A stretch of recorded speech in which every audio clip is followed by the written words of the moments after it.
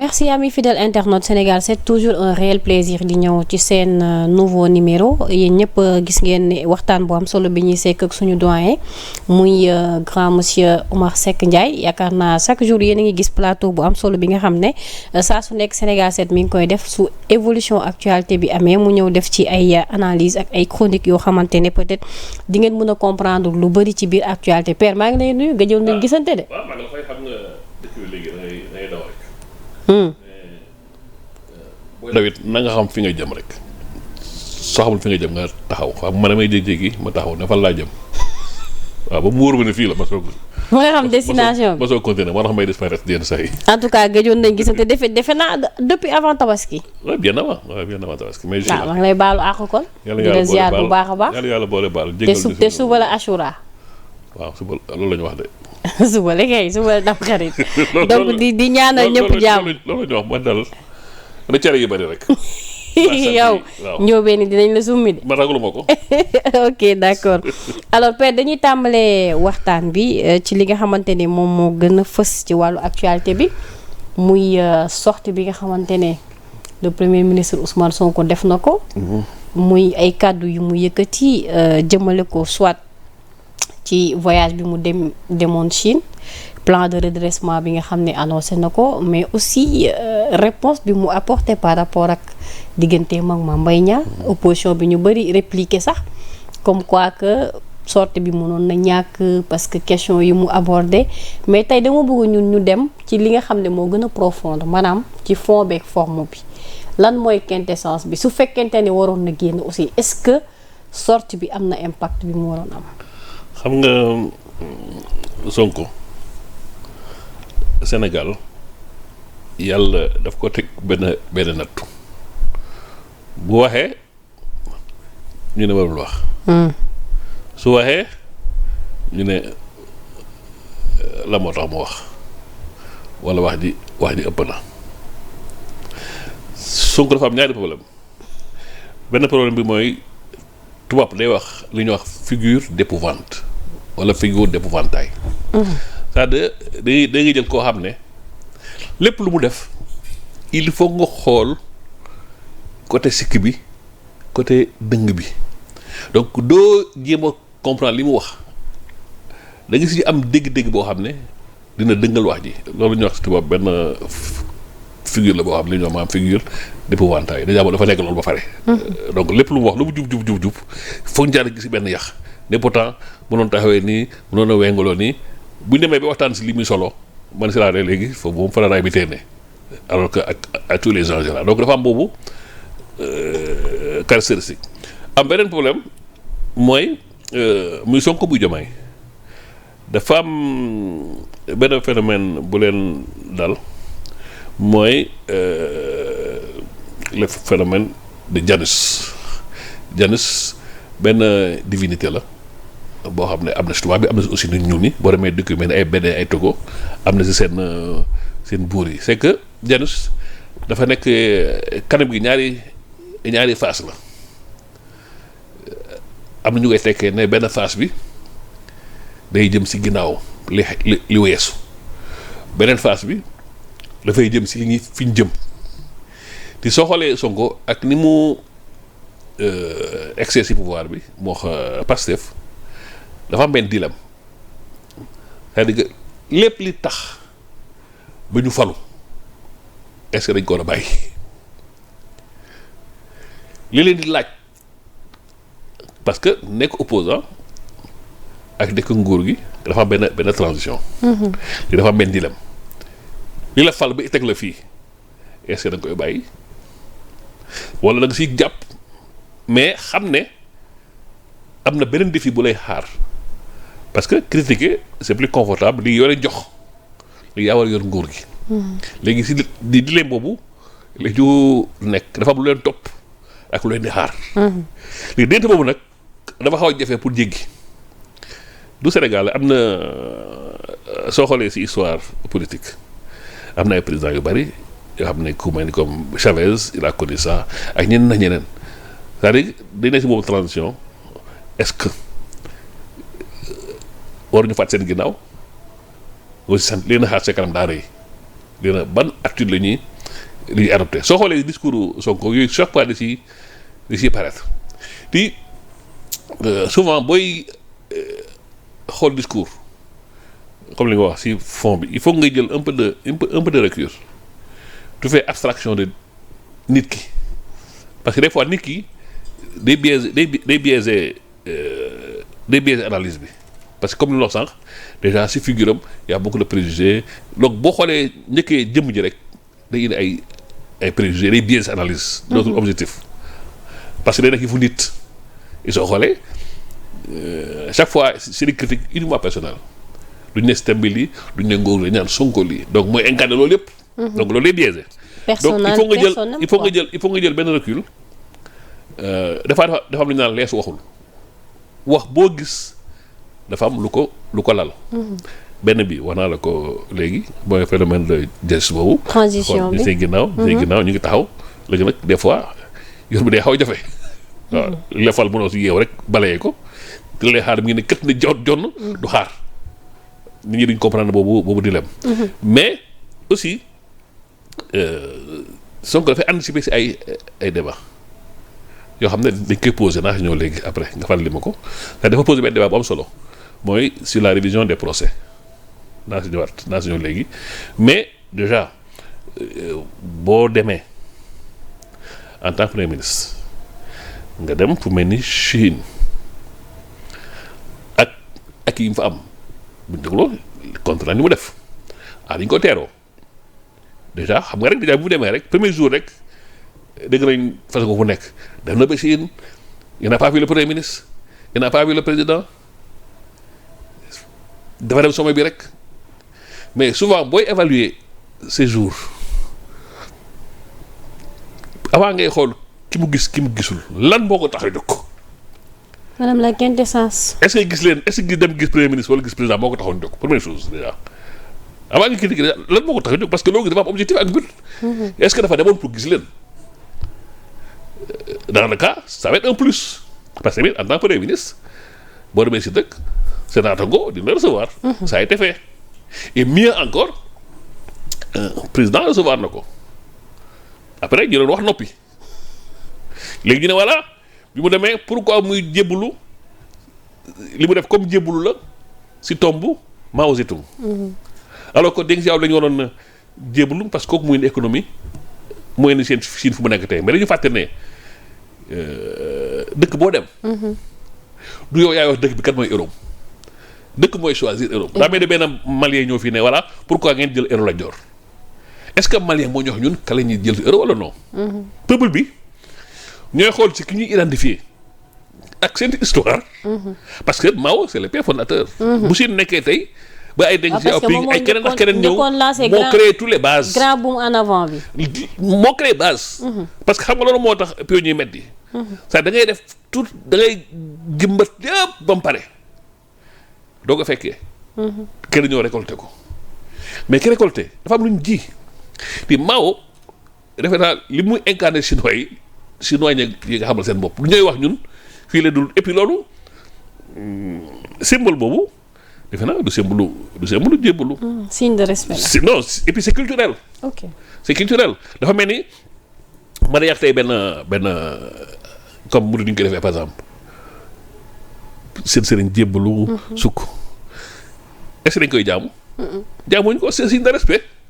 yow mu nekk si biti da nga ne kii pourquoi ñuy jaamu nit parce que noo jëlee nit di ko sukkal di ko jonkana c'est culturel te am ñoo xam ne. c'est hors propos ñu siy discuter parce que chaque peuple ñooy ériger kat mooy seen héros ak kat mooy seen valeur léegi chinois yi ñoom li leen Mao def li mu incarné pour ñoom c'est pas pour rien. et puis du Sonko mooy choisir naan man non du ma siyaare ji Mao Deng Xiaoping wala Li Ping laay choisir c'est absurde ce genre de propos là donc on a vu que def na ay rapports yoo xam ne gis nañ ne ce jour bi am na njëriñ après li muy indi et soo xoolee aussi. avant muy dem ñu ngi wax waaw Sonko du génn Diomaye du génn ñu commencé def Afrique ñu ngi tisee lu am solo foofu dans le cadre du panafricanisme ñu te les bases d'un corridor panafricain bu ñu paree foofu ñu jéggi Chine ñu ne wax nañ non Sonko ñëmul génn Afrique ñëmul génn kërëb ñu dem Chine gis nga plus tard. mais est-ce que du diplomatie bi moo taxoon ñu. maa ngi ñëw. ok c'est-à-dire diplomatie aussi stratégie la. et léegi de plus en plus mi ngi am plus de lisibilité. gis nga bu ñu parce que aussi bala ngay jéegaane feneen. da ngay béy sa yooyu tànk. c'est-à-dire que bala ngay xool nooy nekk ak keneen defal ba nga xam ne sa dëkkandoo. ak ñi la wër seen diggante rek tax na loolu moo am solo. ba pare léegi nag seen stratégie ñu élargi léegi dem na Chine gis nga pendant ce temps-là gis nga après Diomaye invité nañ ko États-Unis cette diplomatie aussi. dafa am non balaa États-Unis bi sax dem na fi Espagne. ci waaw non entre autres damay tënk parce que pour bañ a. waaw parce que foofu dafa am lu fa xew te dama bëgg nga taxaw fi parce que daje na fa ak Macron. non c'est fragile parce que xam nga aussi même soo xoolee Macron foofu am nu fi jàng lu bari. c'est-à-dire que souvent africain bi. mooy glorifié wu dafa rencontrer Macron. mais pour une fois c'est comme Macron. dafa honoré de rencontrer. moom ak kii président Diomaye. waaw xam nga aussi lecture la. xam nga dañ ne ful la yaa koy jiwal. sa bopp. xam nga président bu ñu mus a am fal nañ ko yeewu na dem na France loolu la ñu am mais fi am na retour boo xam ne am na suñ diplomatie fu ñu ko orienté. maanaam mooy bu ñuy diggante c'est d'égale dignité et puis ñun suñu diplomatie ak suñu priorité ñoo koy fixeel suñu bopp donc mu nekk diplomatie li gars yi anglais di wax win-win. da ngay gagner ma gagner si. donc image boobu ak Macron ça a frappé c'est comme Macron était excité de le rencontrer comme nguur gis nga di gis ko am na lu mu def si moom. et c'est important c'est comme si les rapports étaient un peu inversés. mun na si jàng lu bari mais pour dellu si Sonko bañ dem un peu de ko donc Sonko wax na te buñ déggee li muy wax. benn question mooy ñëw xam nga day jàmbat. waaw mun na ko jëlee jàmbat. mais loolu déggil la. dañ naan waaw est-ce que du looloo tax Cheikh Oumar Diagne ne dafa war a bàyyi jàmbat bi. non maa ngi ñëw Cheikh Oumar Diagne analyse am la. gis-gisam la nit aussi boo amee gis-gis. bul jàpp ne yow rek yaa mën a gis loo gis-gis am na ko la daax a gis donc moom gis-gisam dañ ko nangul loolu parce que tamit soo en démocratie am na say ci wax démocratie la mais mooy la mu wax ni analyse ay degré la c'est comme wax mën nga ko dégg au premier degré dégg ko au second degré mais nit ñi xëy na seen wax bi ñu ngi koy yemale au premier degré mooy li mu wax textuellement. second degré mooy les noo di liy junju ak fan la mën a jëm parce que nit ki doo wax lépp déjà boo waxee rek am na fooy direction booy bëgg nit ñi xool daa mel ni ñu ne rek borom xam-xam. day joxoñ weer bi bu joxe nee weer bi nga baal ma si baat bi ngaa koy lu ñu xool weer bi baaram bi la ñuy xool. alors que moom père lan mooy ngaaka. ngaaka mooy xam nga nag yow it alors que moom weer bi lay joxoñ. mais ngaaka yi li ñu xool weer bi muy joxoñ. ñoom baaram bi la ñuy xool alors que moom weer bi la ñuy joxoñ donc mooy seen gis-gis ni muy gàttee. c'est-à-dire que mu nga ne bon des fois borom ne a priori mun nga bañ a comprendre. mais je ne comprends pas Sonko mooy premier ministre. waaw. Pastef mooy. moo nekk si nguur gi Sonko mooy président Pastef Sonko en tant que parti. Sonko moo yilif Diomaye si côté politique je veux dire. moo yilif Malick Ndiaye si côté politique. ñoo contrôler assemblée large majorité. mais tu peux te demander mais kon kii pourquoi comme le Cheikh Omar Dia pourquoi il n'a pas agi il n'a pas agi jàng bi ci jàng mooy rapport parti état moo dem si beneen paradigme xam nga bu yàgg ba dañoo jaawale parti bi ak nguur gi moo yor pouvoir bi lu ma neex ma def droit de vie et de mort mais soo déggee waxam yi xam ne ada benn paradigme bu changé entre rapport état ak état ak nguur gi ça nekk ñu ci parti état et puis defe naa loolu même institution yi ñoo si waroon glorifié wu. war na kat ñun kat am nañ cër boo xam ne fi ñu jëm kenn joxuñu ñu ko li ñuy def kenn woñul suñu loxo. ne fi ngeen di ngeen di jaar donc ñoom ñoo si war a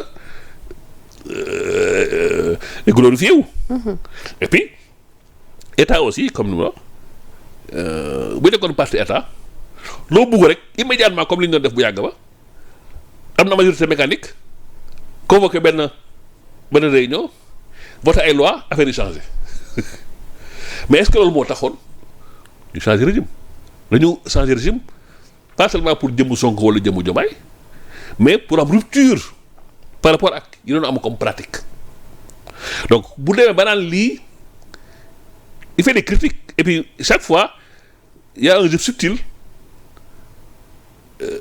dafay discours bi dafa am développement de personnalité. Des fois Sonko premier ministre mooy wax. waaw parce que ñu bëri mënuñu identifier ñaari casquettes yi. des fois Sonko mooy wax et puis dafa am loolu ñoo benn genre marge de sécurité am na yoo xam ne en tant que citoyen am na sañ-sañ wax ko fa la koy jaaree. am ñoo xam ne en tant que premier ministre su ko waxoo day gauche. moo tax il fallait jouer ce jeu subtil. Des fois nga jël la casquette du chef de gouvernement. bu dee am nga benn looy wax foofu. des fois aussi nga jël casquette de citoyen. pour ne kat man citoyen la mais justice bi ni muy doxee man neexuma. mais ñu bëri dañ jàpp ni foofu dafa nekk di dénigrer les magistrats. dénigrer les magistrats. non mais non magistrats yi lan la ñu. par exemple suñu déggee ku mel ni Madiambal. non xam nga dañ naan sa wujj bu lay sang doo mës a set sa wujj bu lay sang doo mës a set am na benn prof da doon wax nit ki koy tiiñal xoolal kan la ba pare war nga déglu li muy wax am na bu ñu nee diw la rek soxla ngay sonn du wax lu baax Madiambal mu wax lu baax Sonko donc c'est pas étonnant waaw même su baaxoon lu mu la wax nii dina ko def fi def wantaay dina ko ëlbati bu mu nekk leneen li ñuy wax c'est pas important c'est-à-dire il faut que aussi citoyen bi am benn capacité moom abstraction di mën a lire au second degré bañee déglu lépp li ñuy wax ci mbedd bi ku nekk dafa am lu koy tax a jóg xam nga am na ko naan su ma liree journal wala may commenter wala ma apprécier damay xool kan mooy fay encre journal boobu ki pay l'encre ma soo xam ne est-ce que naa ko gëm wala du ma gëm parce que ki pay encre bi mooy déterminer li ñuy bind. donc du ma juger rek saa xam ki pay l'encre donc il faut ñu am boobu recul esprit critique donc moom li mu waxee perspective boobu dafa ubbi sax ay perspective par rapport ak histoire ak Mame Mbaye Niang parce que soo xoolee Sénégal la mooy la question centrale mooy question de révision procès bi en fait. C'est ça la question centrale. ci Sénégal am na ñu bare ñoo xam ne ils sont des victimes de la justice. mais c'est des anonymes ñaari personnages ñuy firndeel loolu mooy histoire de procès Mamadou Dia. Tout le monde sait que conflit ak Senghor moo indi situation boo leen histoire li témoignage yi li nga xam ne dañ naan qui veut noyer son chien l'accuse de rage. C'était un rival très très dangereux c'est-à-dire Senghor moo doon titre bi mais Mamadou Dia moo doon président du conseil et régime parlementaire la woon Mamadou Dia moo ëppoon pouvoir loolu Senghor le vivait très mal bon après li am si ñu tuumal ko tëj ko. Depuis lors ñu ngi wax révision de procès mais chaque fois l'état bi géej keneen ki Omar Blondin Diop. même chose c'est un opposant de Senghor xam nga Omar Blondin Diop boo koy dégg da ngay foog ne nit ku mag a mag la woon il est mort à 27 ans. contrairement à ce que beaucoup de gens pensent xale bu ndaw la deewee. et il est mort à Gorée dañu dafa xaru.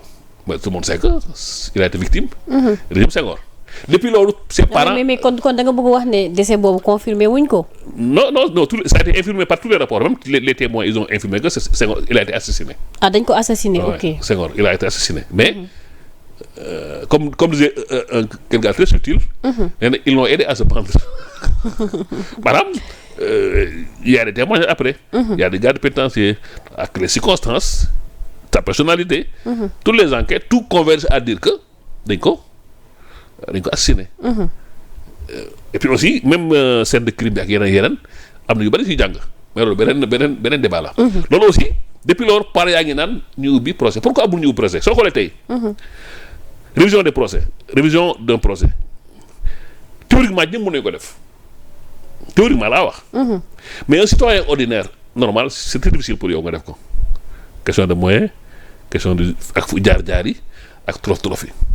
donc n'importe quel citoyen mënul jóg ne ubbi procès.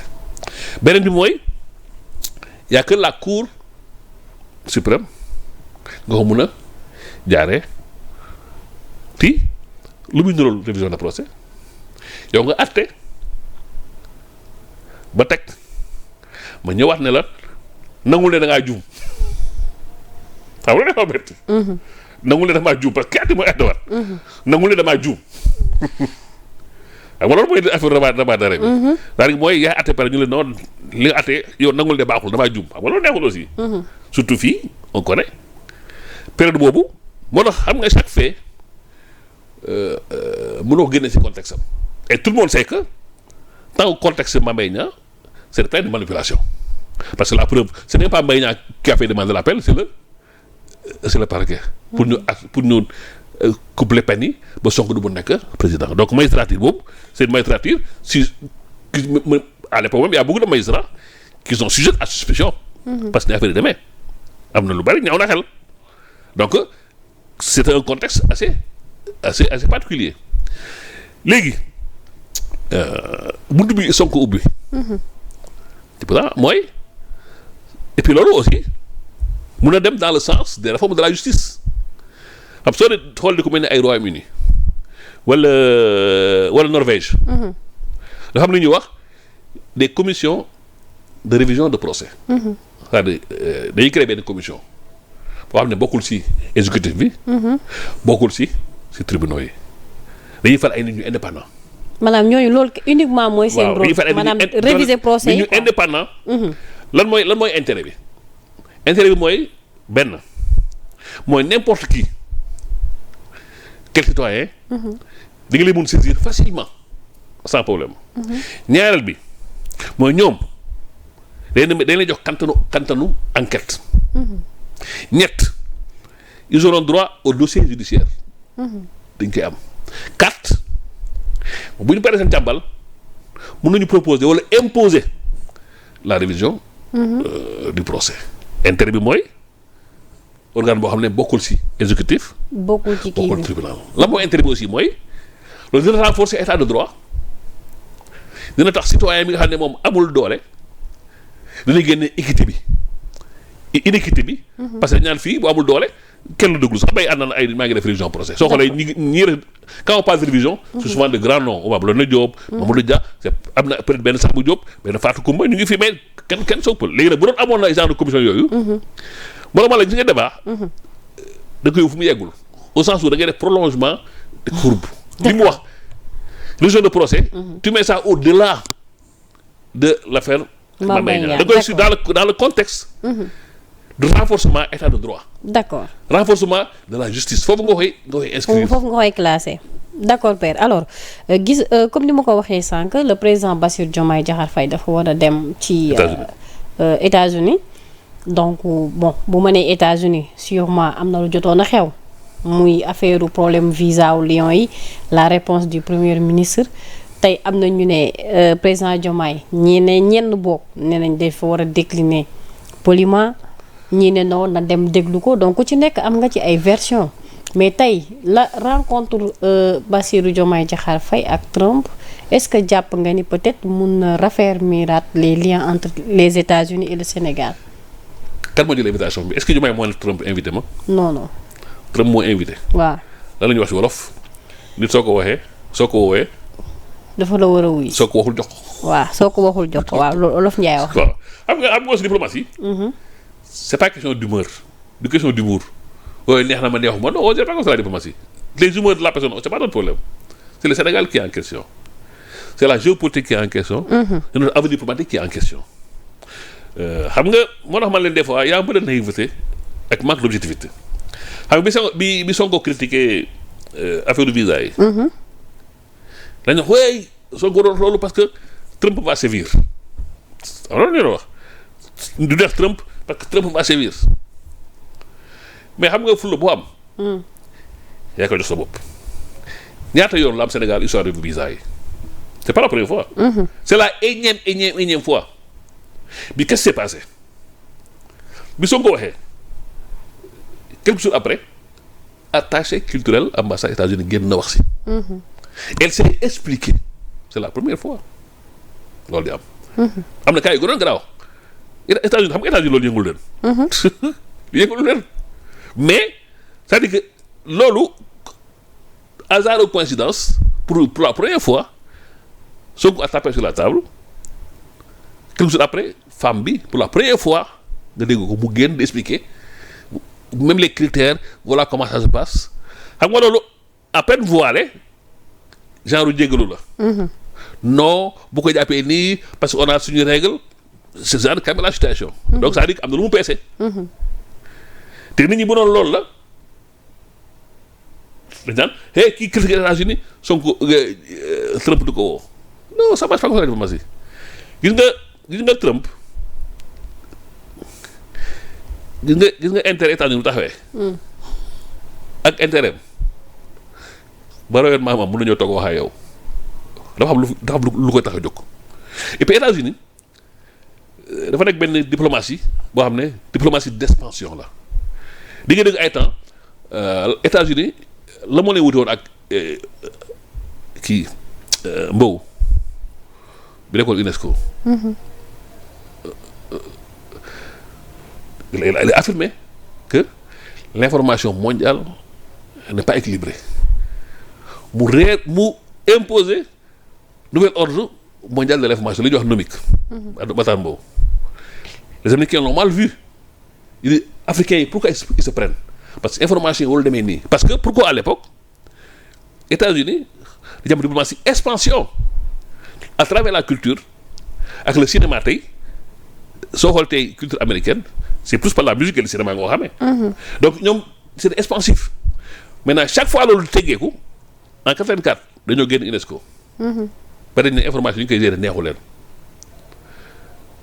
en 2003 ñu génnaat encore UNESCO bi ñu génnee 80 bi ñu génnee ñëwaat nañu bi ñu génnee 84 ñëwaat nañu 2003 parce que chaque fois ñoom lii moo leen ñooy diriger maanaam buñ lu leen arrangé wu lu ñu def dañ ko dafa leen neex et puis ñoom ñooy dicter le tempo parce que UNESCO 2003 lañu jël soit parce que bii la ba la passe dañ ne ni ñuy traité Israël neexu leen ñu génn ils sont revenus en 2003 donc c'est-à-dire que il faut nga xam États-Unis ni ñuy doxee Trump ku mel Trump aussi am beneen particularité xam nga Trump moom il n'est pas dans la diplomatie classique wax bu ne léegi saaga defu ko dara c'est pas son problème moom daa mel ngi jële benn ñeey rek def ko si benn magasin de porcelaine day rek dem yoonam mais xam ne li mu bëggu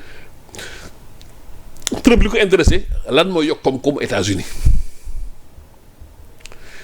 fu mu ko séen fu mu ko yaakaar dina ko wuti te soo xoolee sommet bi c'est pas un sommet panafricain sommet restreint là 5 à 6 pays et tu penses que les 5 à 6 pays là il les a choisis au hasard wala dafa yeew rek plouf ne bon Sénégal génn na ploufaat ne Guinée-Bissau génn na non daf ko calculer et puis il a bien fixé l'agenda c'est économique ak lan c'est géopolitique wax na agenda bi ko tax a jóg donc c'est clair c'est net fi ñu jëm donc le fait que mu yóbbu Diomaye ñu invité ko parce que pourquoi warul dem parce que on a refusé les visas ça c'est enfantin quand même ça c'est épiphénomène la si épiphénomène la d'accord refus de visa épiphénomène la si diplomatie yi c'est des heures c'est des conflits d'intérêt mais le problème mooy ku nekk su waree na nga dëggal sa bopp ce que Sonko a fait on a vu comme j'ai dit premier résultat attaché bi génn na expliquer loolu mën nañu ko jëlee comme pour calmer la situation parce que musu ko def et puis aussi pourquoi su ko defee mën a jàppale aussi c'est la nature du régime parce que Sonko ñoom li ñu affaire mooy souverainisme c'est que il faut aussi ñu comprendre lan mooy souverainisme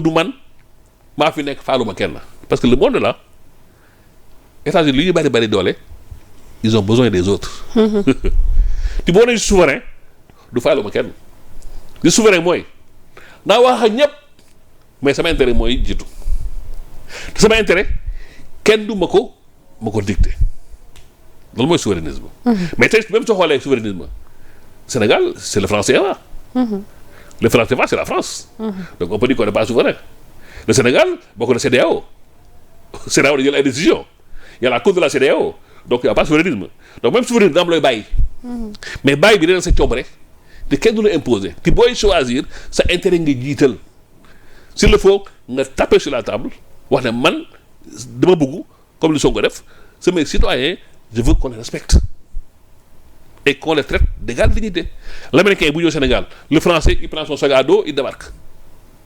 pourquoi du ñu am boobu respect auprès de tubaab loolu aussi lu ñu manqué woon la du yeew rek ñëw mais au moins yooyu ay jéego la te tey soo xoolee Sénégal Diomaye Trump parle de géopolitique quand on parle de géopolitique on parle de géographie quand tu parles de géographie tu parles de localisation xoolal Sénégal nekk position géographique Sénégal nekk Sénégal face à face dafa États-Unis donc géographiquement Sénégal dafa nekk benn point bu stratégique te xam nga ñoom la preuve gis nga guerre bi entre Israël ak kii Iran wane na ko bu loon la complicité des Jordaniens de l'Arabie Saoudite ñu ngi seen espace aérien Israël n'aurait jamais pu faire quelque chose contre l'Iran et pourtant ñoom c'est des Arabes et puis ñu doon posé wu la question pourquoi ñoom ñu jël attitude boobu non parce que aussi dafa am conflit d'intérêt bu ci am non amul conflit d'intérêt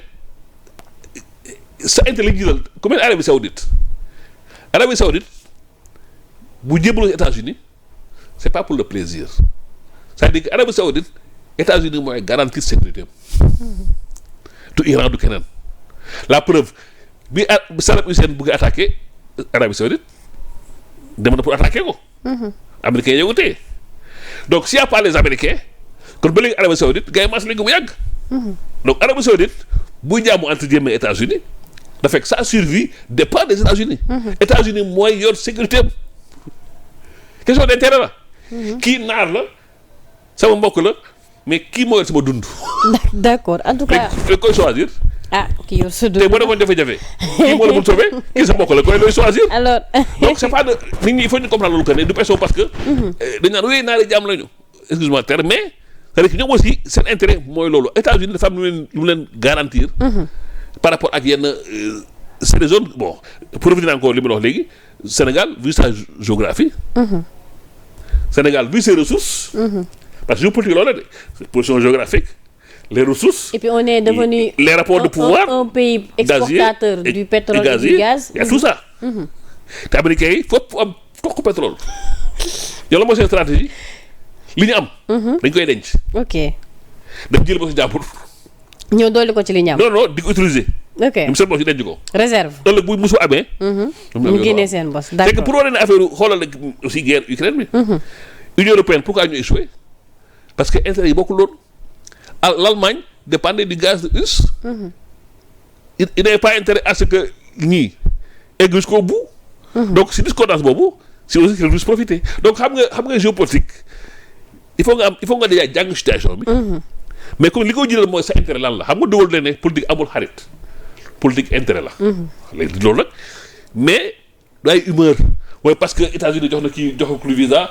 Diomaye du dem non ça c'est des enfants bien. d'accord père alors fi ma bëgg ñu jeexale fa balaa waxtu bi di ñu gën a tënk mooy tey rebondissement bi am sur la dette publique parce que dégg nga FMI bon d'après information yu ñu wax ñu ne ñoom ñu ngi xaar rapport final bi pour que collaboration Sénégal ak FMI mën a gën a continuer peut-être nag on n'a pas compris yenn information yi ñuy génnee comme quoi que le gouvernement bi génnee preuve parce que bu génneewul preuve FMI mun na bañ a financer donc peut-être am na ñoo xam ne comprendre ñu exactement collaboration bi. FMI moo wax loolu.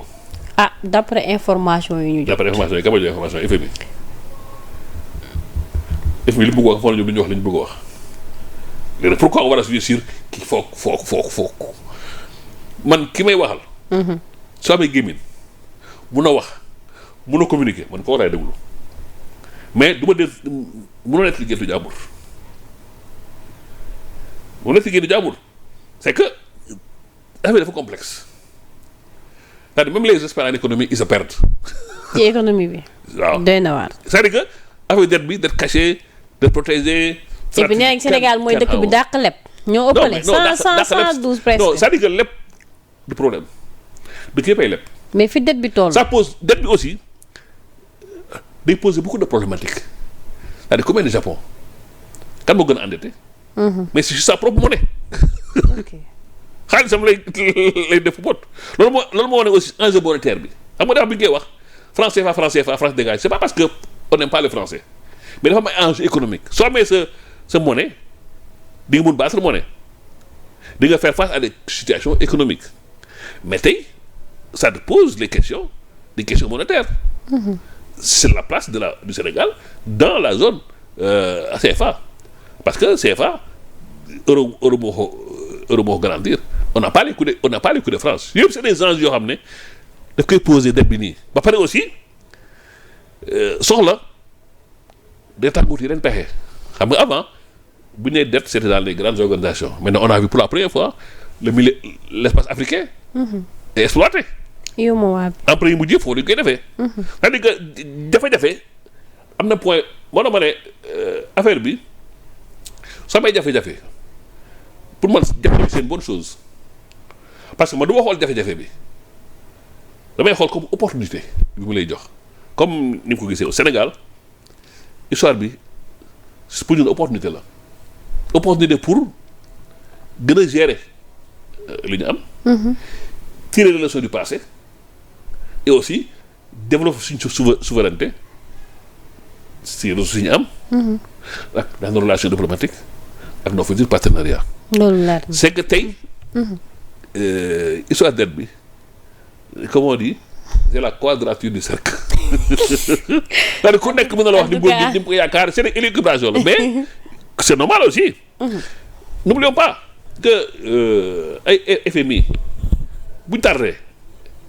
nga xool ne bokkuñu ñu tàddal bokkuñu ñu tàddal parce que ñooñu c'est des kan moo contrôler organisation yooyu c'est des grandes puissances. les pays développés ñoom seen intérêt la ñuy jiital. ba nga ne dee ci ñoom ñu dund ñoom amul problème donc il faut ñu xam aussi loolu dafa am yeneen enjeu et puis même yow des fois même mun na nekk benn mesure de rétorsion kii mi ñuy critiquer xëy ñu dagg takk biir mu xam fu muy dundee. c'est des gens qui sont très sournois. da nga jàpp ne mën na nekk ay sanctions indirectes. non je dis que amuñu état d'âme. d'accord ñoom lépp lu ñu amal seen intérêt et puis ils ont besoin que kii day dof-doflu xaal on le met au pas loolu dara si ñoom. d'accord il faut bu ñu xamee loolu ñuy am suñu fulla fippu. c'est-à-dire imaginer notre propre voie de développement. parce que on a montré que jusqu'à présent c'est des échecs et c'est ça l'enjeu te enjeu bi il faut que soit ñii buñ échoué. toi tu as échoué moi j'ai échoué. mais le problème au Sénégal mooy gars yi toog tribune bu ñu toogee tribune. s'il y a un problème les gens sont contents oui tu vois des gens qui sont contents que le régime amee problème dafa mel loolu seen ndam la ñoom ils sont là pour compter les mauvais pas ils sont là pour compter les mauvais coups loolu aussi absence de patriotisme la moo tax loolu moo dama ne dafa am benn haine benn loo xam ne c'est cristallisé contre une personne. D'accord. Et loolu ça phagocyte tout. Parce que Sonko il est très présent. Et peut-être si Diomaye dit j'ai besoin de super ministre, il le dit pas parce qu'il a peur de Sonko. Il le dit pas parce qu'il a honte de Sonko. Il sait ce qu'il fait, ils savent ce qu'il faut. Xam nga des fois aussi. moo tax ma la des fois c'est des jours d'échec xam nga échec mooy. damay dox fii mais su may dox avant may dox maa ngi xalaat yow yan possibilité nga am maintenant le profane day xool kii pour amul pousse fii mais loolu tax maa jóg man xam lu ma tax a jóg c'est réaction. ak fan laa jëm c'est-à-dire dafa mel ni benn jeunesse yoo xam ne et puis la plupart du temps on l'a vu Sonko opposant il a toujours eu une longueur d'avance et puis maintenant avec tout ce qu'on peut lui dire quand même c'est notre premier ministre. D'accord. mu neex mu naqari de tous les Sénégalais c'est-à-dire il faut qu'on se batte qu'on fasse bloc tu vois c'est quelque chose qui m'a beaucoup marqué par exemple chez les Maliens. Je les ai beaucoup fréquenté à l'époque dans les organisations de jeunesse dans les mouvements internationaux da ngay defee seen biir ñuy rente mais bu ñu génnee doon nga xàmmee. waaw loolu am da nga naan du ñu yor rente. en tout cas après bu ñu paree si loolu. dem ko seen rente. il faut qu'on arrive à ça xam ne c'est l'intérêt commun bu Sénégal doxee ñëpp la doxal. bu échoué ordre pour ñëpp la. c'est-à-dire mais il faut que des fois aussi foog ñu bàyyi politicien bi et passer à l'essentiel. c'est-à-dire que li gën a bon aussi mooy dañuy créer benn ambiance morose qui n'est pas forcément la réalité te mu nga toog nga taal benn télé. ñaar nit di wax oui les Sénégalais ta nga taal benn seen YouTube oui Sénégalais li nga taal benn seen YouTube même Sénégal baa ngi daanu l'image que tu as non le Sénégal mi au bout des gouffres mais c'est pas vrai moi j'ai fait un livre sur ça l'opinion publique un mensonge politique et médiatique pour montrer en quoi les médias et les hommes politiques dañuy tënk ci ay fen diñu jàlloo fu ñu bëgg a jaar xam nga bi Sonko ak Diomaye jëlee pouvoir bi les premiers mois lu ñu wax soo xoolee télé yi soo xoolee rajo yi waaw ñii torox nañu parce que li ñu waxoon defuñu ko ils m'ont tombé la moom élection législative bi ça tànk am dégg donc ça veut dire que les télévisions comme li waay du wax on n'a jamais eu autant de médias on n'a jamais été aussi mal informé xam nga li waay wax naan xam nga bu amee ndox bu tuur sa koñ dañ naan pollution la les médias aussi dañ créé benn pollution benn toxicité boo xam ne ni ñu war a combattre pollution donc la ñu combattre yenn information yenn médias yi c'est que loolu ça va dans le sens d'assainir l'espace médiatique c'est-à-dire c'est un passage à traverser day metti mais aussi góob mënoo ko faj ci méttiwul dëgg la il faut que maintenant que chacun soit prêt à payer le prix mais après dina neex inch'Allah mais foog mun a xari espérons kon en tout cas espérons dafay soo gëmee moom inch'Allah su ma gëmee gëm ko mais day am dëgg la kon ayca père amoon nañ plaisir bu dalal la ma bàyyi la nga tàgg heure bu jeex na xaat ma bàyyi la nga tàgg bu foog dañuy introduire rek yow xam nga ñaar lañ wax presque 1 heure man foog naa dañuy introduire rek non bàyyi ma bàyyi la nga daw noppal rek ba beneen yoon inch'Allah jàpp di amoon bëgg di leen di wax nit ñi bon comme tu rek wax suñu xalaat si dëkk bi et comme j'ai dit bon ñu xam ne il faut qu'on soit plus positif et puis chaque fois élever le niveau de débat et le problème qui se pose ñi nga xam ne ñoo gën a jekk si loolu quand on voit des gens qui ont fait 30 ans 40 ans de politique toog tey di werante si ay dàll ay kawas mais tu te dis que non on est tombé bien bas c'est ça le problème donc il faut aussi ñu ressaisir c'est-à-dire que et puis aussi les médias chaque fois moi je reviens aux médias on a une responsabilité boo téye suba ngoon des fois ça m'amuse te sama télécommande les tuuru chaîne yi boo génnee tuuru chaîne bi c'est la même chose